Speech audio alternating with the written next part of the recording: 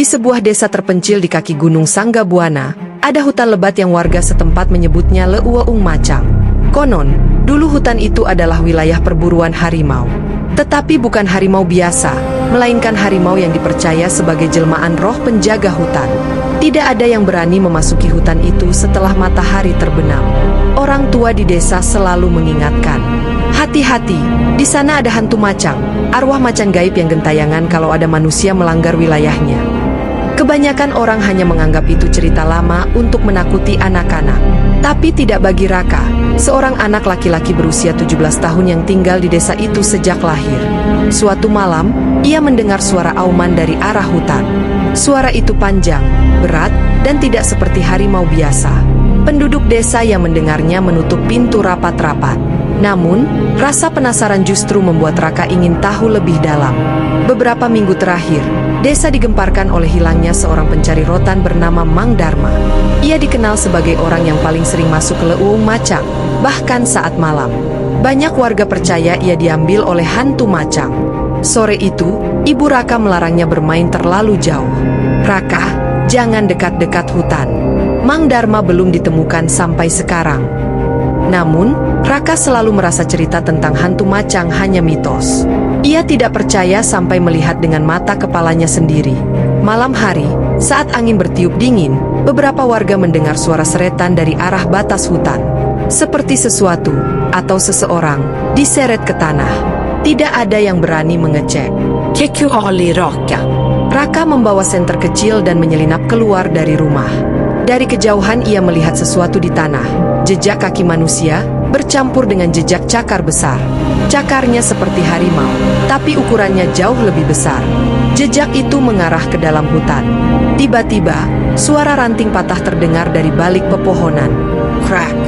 Raka menyorotkan senter ke arah suara itu, dan untuk sesaat ia melihat sepasang mata kuning menatapnya dari kegelapan.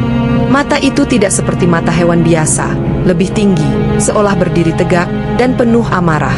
Raka mundur perlahan. Namun bayangan itu hilang begitu saja, seperti angin. Meski ketakutan, rasa penasaran Raka makin memuncak. Beberapa hari kemudian, desa memasuki malam yang dianggap paling berbahaya. Malam kelima, malam ketika para tetua percaya hantu macang berkeliaran penuh, mencari jiwa manusia yang masuk wilayahnya. Tetua desa, Abah Sanda, memanggil semua warga ke balai desa. "Hantu macang bukan dongeng," katanya lirih. "Ia adalah penjaga yang marah. Ada orang yang telah melanggar larangan di hutan. Ia tidak menyukai manusia yang tamak." Semua orang diam. Tatapan mereka tertuju ke Raka, karena ia diketahui sering bermain di batas hutan. Raka tertunduk, tetapi dalam hati ia berkata, "Kalau benar ada makhluk itu, aku harus tahu kebenarannya." Malam itu angin bertiup lebih kencang dari biasanya. Pepohonan bergoyang keras. Suara auman terdengar lagi, lebih dekat, lebih jelas. Dan kemudian, suara lain menyusul. Suara seseorang berteriak meminta tolong. "Tolong, lepaskan saya." Raka mengenali suara itu. Itu adalah suara Mang Darma. Tanpa pikir panjang, Raka berlari menuju hutan. Di tengah hutan, Raka menemui pemandangan yang membuat darahnya beku. Mang Darma tergeletak di tanah, tubuhnya penuh luka, seperti dicakar sesuatu yang sangat besar. Nafasnya terengah. "Raka, cepat pergi," ucapnya lemah. "Tapi Mang..." Sebelum Raka selesai bicara, suara auman keras menggema. Dari balik pepohonan, muncul sosok besar. Tubuhnya seperti harimau belang, tapi berdiri tegak seperti manusia. Tingginya hampir 2 meter.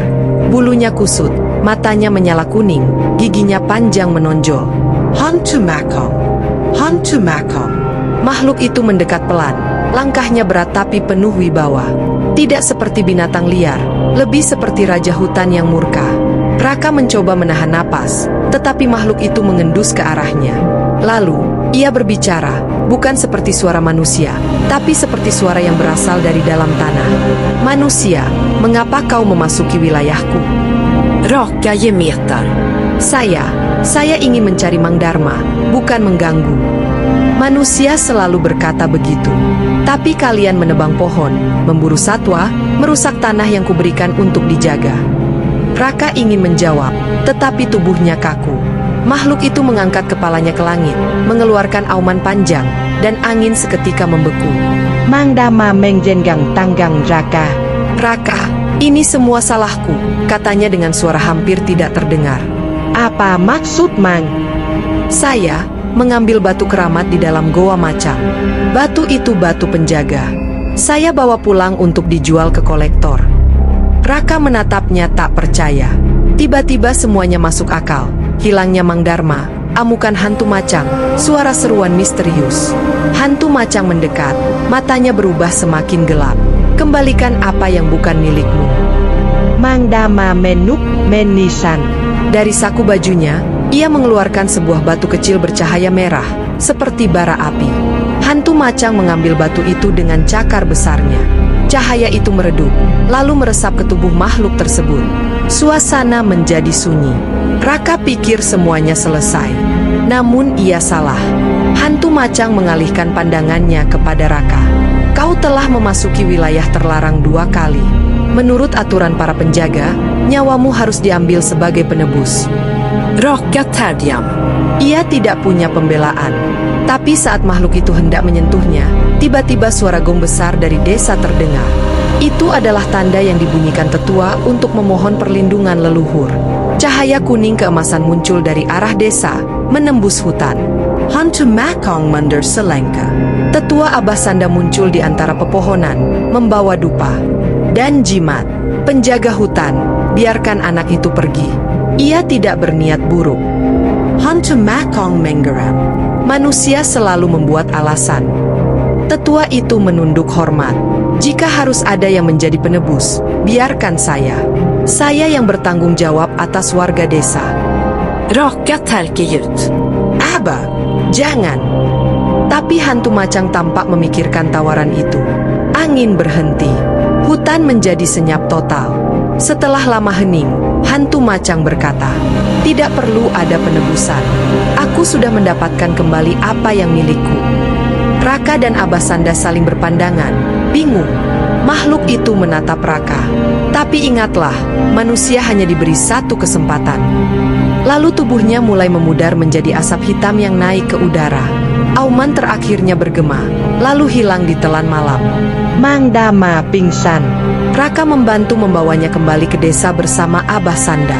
Keesokan harinya, Mang Darma dirawat warga dan akhirnya selamat. Ia bertobat dan berjanji tidak akan masuk ke hutan lagi. Namun sejak malam itu, Raka selalu merasa ada yang mengawasinya dari jauh. Saat angin malam bertiup, ia kadang mendengar suara auman lembut, seolah mengingatkan, "Ingatlah batasmu, manusia." Warga desa tetap tak berani masuk Leuweung Macang.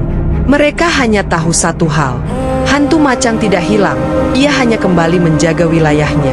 Dan selama manusia tidak melanggar, hutan akan tetap tenang. Namun jika ada yang mencoba memasuki wilayah itu lagi, mungkin hantu macang tidak akan memberi kesempatan kedua.